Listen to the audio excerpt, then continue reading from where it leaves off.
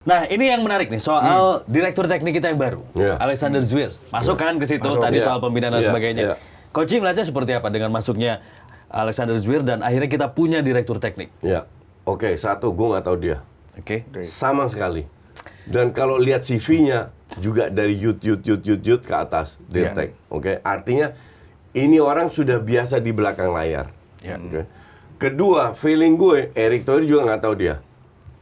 Tapi dia direkomendasikan oleh timnya. Kluivert, Pastor, Jordi, mungkin Simon, dan lain-lain. Klaimnya Belanda. Karena PSSI sudah mengambil keputusan untuk melibatkan, untuk meniru sistem Belanda. Jadi dari A karena udah tekan MOU kan, sama KNVB. Dari A, enggak, itu di luar itu. Kalau MOU KNVB lebih untuk kerja sama ke depannya.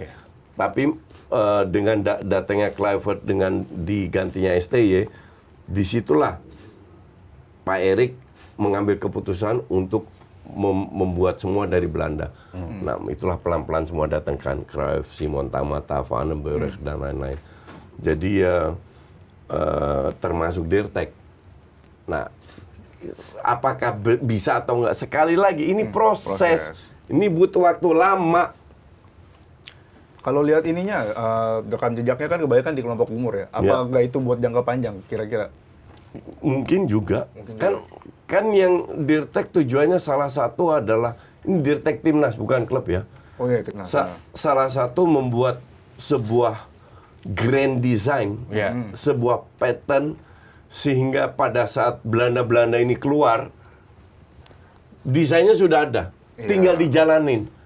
Patternnya sudah ada, tinggal dijalanin. Termasuk kompetisi usia dini,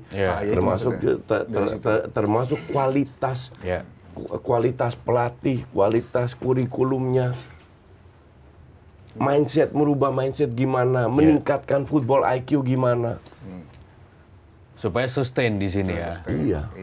Tadi Coach bilang ini waktunya nggak pendek, butuh waktu lama. Apa yang menjadi tantangan? Sementara kalau memang dukungannya begitu besar secara teknis dan non teknis atau secara politis juga, misalnya Pak Erick dukungannya luar biasa nih. Ya, emang Pak Erick berapa lama di PSSI? 2 tahun lagi juga 2027 kan.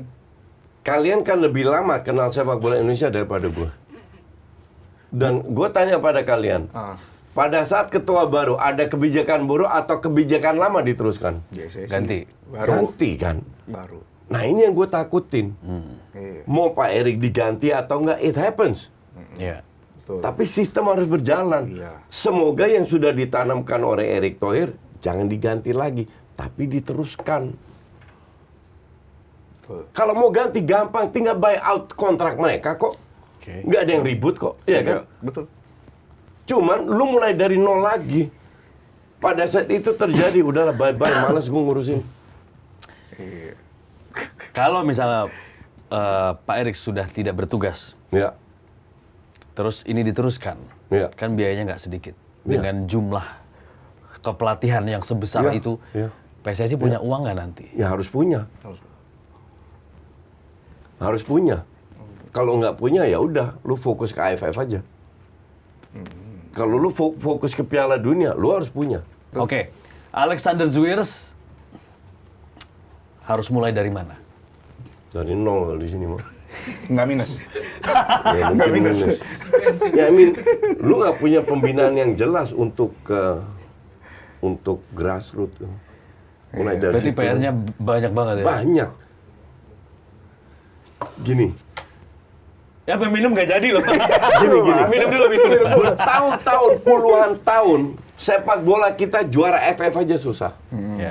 Puluhan tahun kita cuma bisa bermimpi juara AFF, juara SEA Games. Karena ada alasan. Iya kan? Karena kenapa mereka nggak berpikir itu?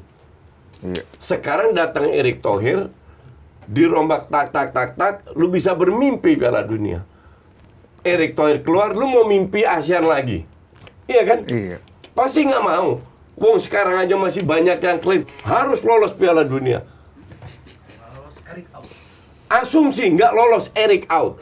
Oke? Erick out, Kluivert out. Terus gimana?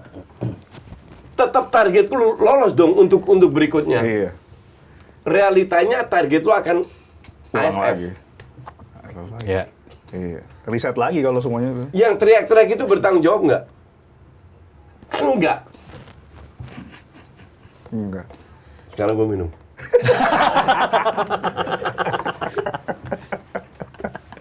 Jadi come on, realistis lah. Oke, jadi ini yang membuat sepak bola kita nggak maju-maju. Nggak maju-maju karena tiap kali tiap Ganti ada ketum. ketua ganti terus. Capek. Capek. Nah, tapi Koci, kalau misalnya nanti Piala Dunia sudah selesai, entah itu lolos atau tidak, naturalisasi masih terus. Ya kalau ada yang bagus kenapa enggak? Ini kan menarik ya, karena belakangan kesini-sini naturalisasi dilakukan bukan ke pemain yang udah mateng.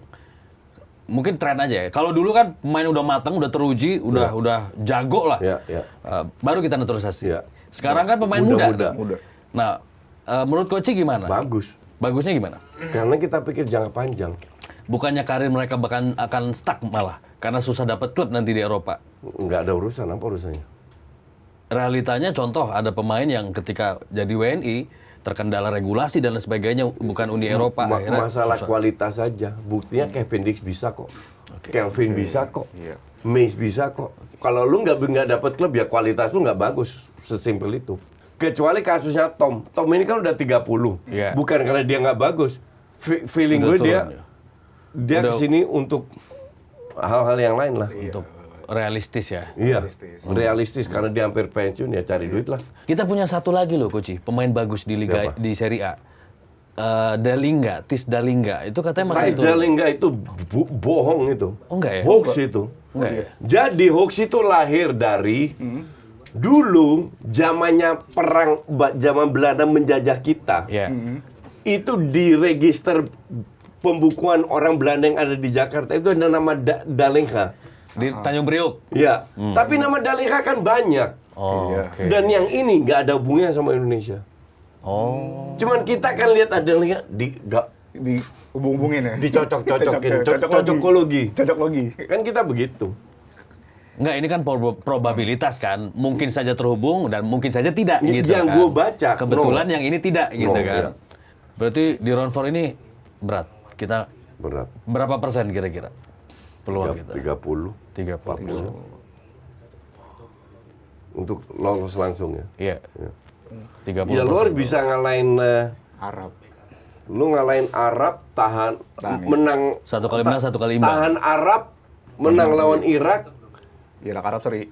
itu pun hitung-hitungan Kertas. gol kalau Gol, seandainya Arab juga menang lawan Irak. Iya. At least lu tahan Arab seri lah Oke. Ya. dan usahakan menang lawan Irak. Kalau dari round 5 bisa nggak kita lolos? Nggak ada yang nggak bisa, semua bisa, cuma lebih berat round 5. Iya. Akan Ketemu lebih berat lagi ya. tim Afrika sama tim Kalau nggak salah udah Dari diundi sih kita ketemu Afrika. CONMEBOL ya. Afrika ya. Afrika. Afrika. Jadi mana lo mana kita Afrika nanti lolos ketemunya Amerika Selatan. Lo kan kalau round 5 satu match saja. Iya satu match. Bener. Capek juga Capek, benar. ke putaran 5 itu. Kita Bukan dari- capek fisik, capek Iya. capek psikis. Kita dari satu. Enggak, kan? tapi kalau TV sama penonton seneng aja masuk round Enggak, round gua- 5. Enggak. Biar panjang kan? Gue capek, gue mending move on kayak nggak ada kerjaan lain lagi. Move on Gue 2003 udah boleh. capek sama timnas ini beneran. Semoga putaran 4 ini selesai lah. Selesai dengan hasil Ya positif lah. lolos berarti ya, Iya, kalau lolos. selesai. Iya. Kalau Koci pengennya timnas itu main cantik, main indah, main bagus atau menang terus? Ini statement yang sering gue denger dan gue bilang agak tolol ya. Karena untuk gue, kan orang bilang main bagus atau kalah, main jelek atau menang. Yeah. Enggak, kenapa nggak bisa main bagus dan menang? Kenapa nggak bisa main bagus dan menang? Kenapa lu menang harus main jelek? Stupid kan gue bilang. Barca membuktikan, City membuktikan main bagus bisa menang kok. Ya. Itulah kenapa alasannya harus main jelek untuk menang.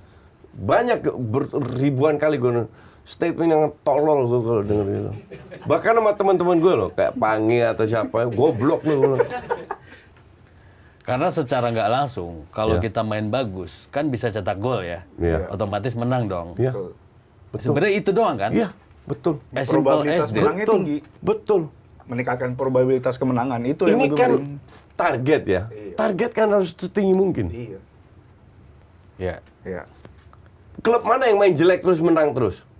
Portugal di Euro FC Porto juara. Berapa Bapak sering. berapa turnamen Euro yang dimenangani oleh tim yang main jelek? 2. Portugal. Tapi ada dong. Yunani. Yunani. Ya, Yunani. Dua dari berapa kali? Puluh kali Iya. edisi. Tapi kan at least ada. Oh ada iya. Berarti menjawab bahwa tim yang jelek bisa. Enggak bisa. Tapi kan probabilitas. Oke. Probabilitas. Lu pilih yang 10% atau 100%.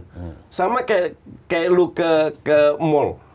Orang yang lu ke Plaza Senayan. Apakah semua orang kaya? Enggak. Yang miskin ada juga yang ke Plaza Senayan. Tapi berapa persen? Tapi ada nggak sepak bola indah tapi nggak menang? Oh, banyak. Pasti ada. Contohnya apa? Ya Belanda contohnya. Iya kan? Iya, Belanda. Pasti ada. Pasti ada. Tapi mayoritas lu lihat di klub lah 10 tahun terakhir. Klub yang juara di negara masing-masing main bagus nggak? Udah gitu aja. Ini kalau misalnya termasuk di kita ya, sepak bola di negara-negara yang sedang berkembang. Coach setuju nggak kalau main bola yang benar, passing benar? Yang benar itu yang susah. Karena yang susah itu kayak passing lah. Semua orang bisa passing, gampang kok tinggal passing. Iya. Tapi kita lihat di level tertinggi pun, MU kemarin lah. Masa pemain gaji 200 puluhan miliar Miliar. nggak bisa passing bener? Realitanya nggak segampang itu. Iya. Yang bisa passing bagus siapa? Contoh, timnya Pep. Barcelona, Munchen, City. Kenapa? Ya karena Pep pilih pemain yang bisa Passing. yang bisa passing. Iya. Nggak banyak tim yang bisa passing kayak Pep. Makanya Pep sering jadi juara dimanapun dia ngelatih. Nah, kan Iya. Jadi passing itu penting. Tapi di sini cetak gol penting. Iya. dan kualitas passing. Kalau passing Kualitas passing. 100% ke belakang doang, Passing berapa? under pressure atau passing itu beda. Iya. Passing diem atau passing lari beda.